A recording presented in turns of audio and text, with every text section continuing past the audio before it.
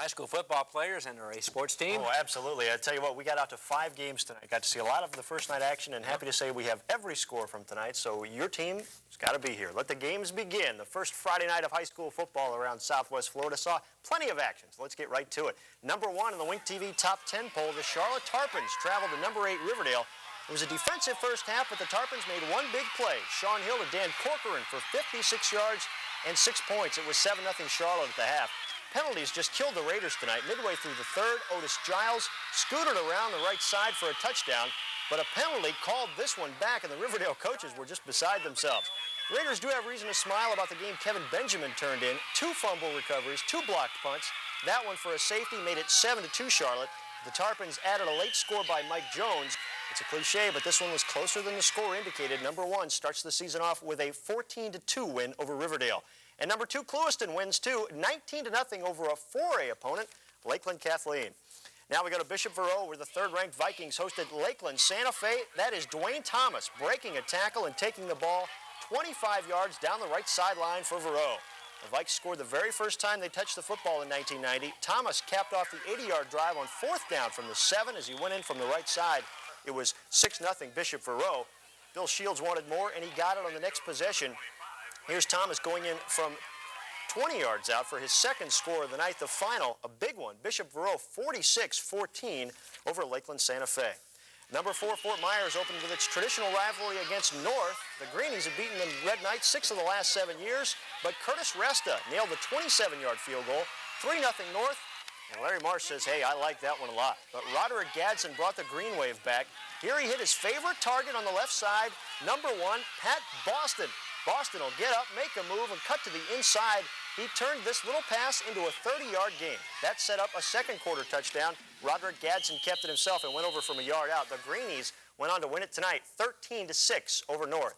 5th-ranked Lemon Bay, big over Immokalee tonight, 27-6. And in the Battle of Naples, number 6, Barron Collier swamped Lely, 34-16.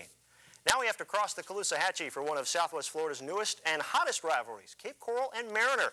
The Tritons had beaten the Seahawks the first 3 years of this series, and it was 20-0 Mariner before Cape aired it out. Robbie Johnson to Tommy Gaines, 40 yards, made it 20-8.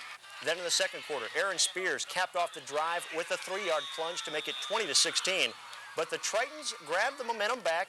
Ted Myers went over from 2 yards out here, and then Mariner went for 2. Now pay attention to this play. Greg Thomas will get the conversion around the left side, and he also taught Wink photographer John Egan that, yes, football really is a contact sport. Mariner won at 34-16 tonight. And our final stop of the evening is Cypress Lake, where the 10th-rated Panthers hosted number 9 Estero. This one was scoreless late in the first half when Rodney Marks took the ball down the left side. He broke through some tacklers and finally dove into the end zone from 25 yards out to make it 7-0 Wildcats. But in the third, Cedric Watkins broke the big play for the Panthers. He went 51 yards up the middle for the tying TD. It was 7-all after they touched off the cannon, but the Wildcats scored late and often to pull off the 24-14 win over Cypress Lake. Other games, LaBelle in a squeaker over Moorhaven, 14-13. 2 new coaches had tough debuts. Tom Mutt's Port Charlotte Pirates lost at Bradenton Bayshore, 40-16, and Bud Ratliff's first game at Naples was a 21-14 loss to Venice. And we'll unveil the new Wink TV Top 10 poll Monday night at 6. That's when you can see where your team ranks. And thanks to those of you who called in your scores tonight.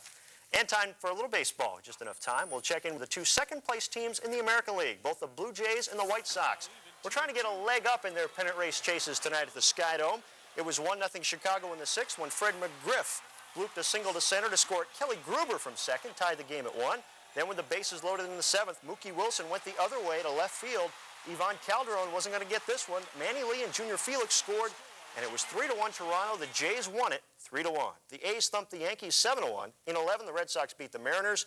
It was the Orioles 6-2 over California. National League number, the Phils 4-1 over the Mets.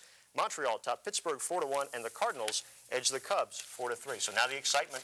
Monday night at 6, we'll find out where your team ranks in the Wink TV Top 10, the new one. See how they come out. All right.